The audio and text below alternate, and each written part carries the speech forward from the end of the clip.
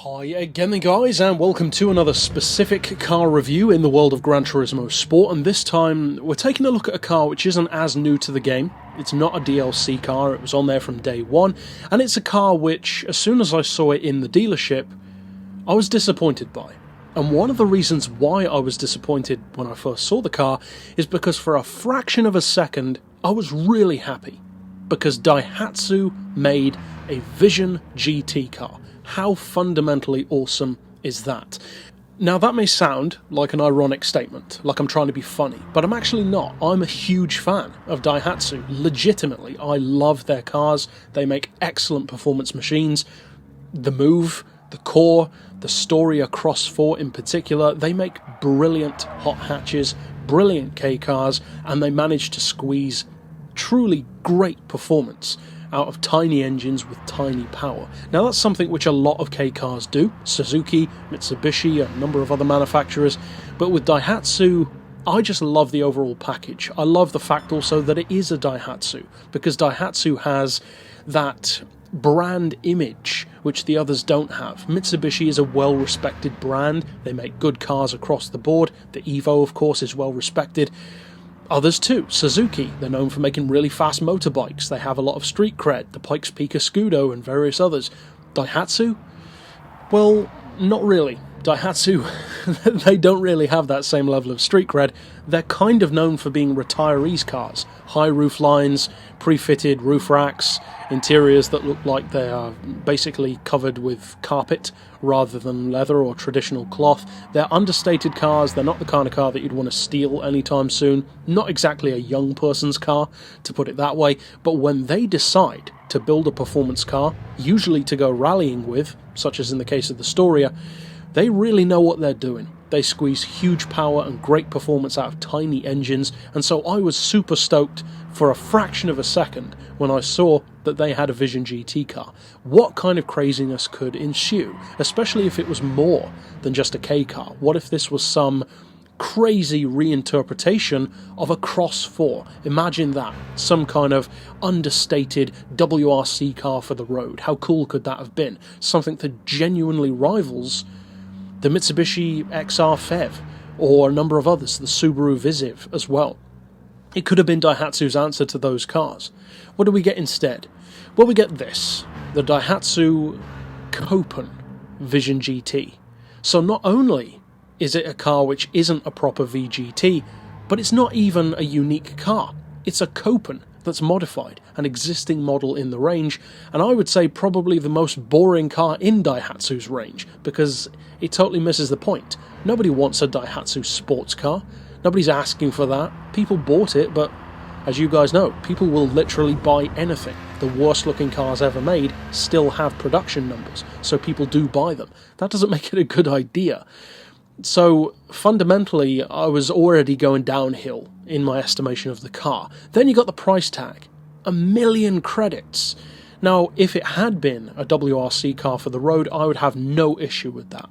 If they had had the Storia Cross 4 on the game, and I don't mean an updated version, if they literally had the exact same Storia, I would be happier to pay 1 million credits for that car, which would make no sense, but I would still be happier to do that than to spend it on this. Now, I did spend it on this because I had to do the review. I wasn't winning it, I've still never won one.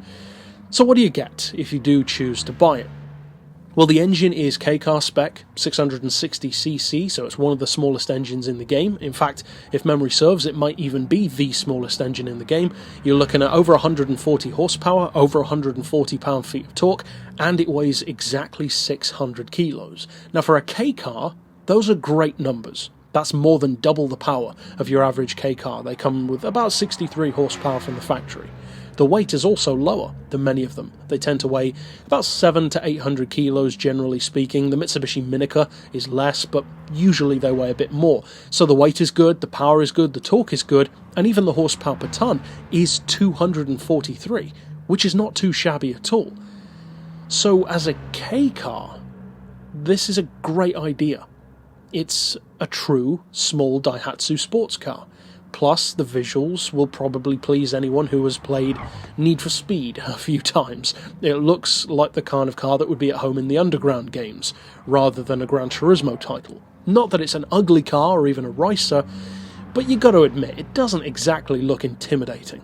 It's based on a car which already looks like a jelly bean, so putting a body kit and a wing on that doesn't really do the job for me. It's just trying too hard.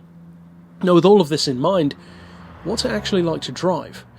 Well, that's kind of an issue as well, because it's not a bad handling car. It's actually a very good handling car. It's one of the most beginner-friendly cars in the game. Shame it costs a ridiculous 1 million credits, making it irrelevant for a beginner, but there you go. It's front-engine, front-wheel drive, as you'd probably assume it would be. The normal Copen is as well, and the handling is pretty easy to use. Now notice I said easy. I didn't say good, and the reason why I didn't say good is because it's not very good. It's nowhere near as good as it could be. It's got nothing compared to a Move or a Core or even a Storia, even though the Storia is of course all-wheel drive instead. Now, this car has one fundamental flaw when it comes to its handling, and that is it has a certain amount of camber which you cannot adjust. There's nothing you can do about that. Now, it doesn't kill the car. As I said, it can still take corners well, but it could definitely be better. You could make this car even more manoeuvrable quite easily, even with the more realistic physics of GT Sport. Now, it is still a very beginner-friendly car. You can just jump in this thing and throw it through corners with reckless abandon, but it could be better, for sure. Plus, unsurprisingly, it's a Group X vehicle, meaning that from a racing point of view, it's next to useless unless you're going into one-make racing. So, ultimately, I think the reason why I don't like this car at all is because it's such a waste of time. Daihatsu, of all people, know what it takes to make a great K car, so it is so strange to me that they chose to do this. What was the point of this car? It's not a bit of fun, because it's worse around corners than the Core or the Copen or the Move already was, but at the same time, it's not even advertising their next product, because it's just the Copen again. So I'm struggling to understand what Daihatsu was going for with this car. It doesn't bring anything new to the table. It has the same specs that you can get the Copen to have already when you tune it up on Gran Turismo 6, and even similar visuals because of the body kit and rear wing. So it's a sad occasion for me. It's not a bad car, strictly speaking. It's not even an awful one or even remotely bad. It's just okay. It's bland. It's meh.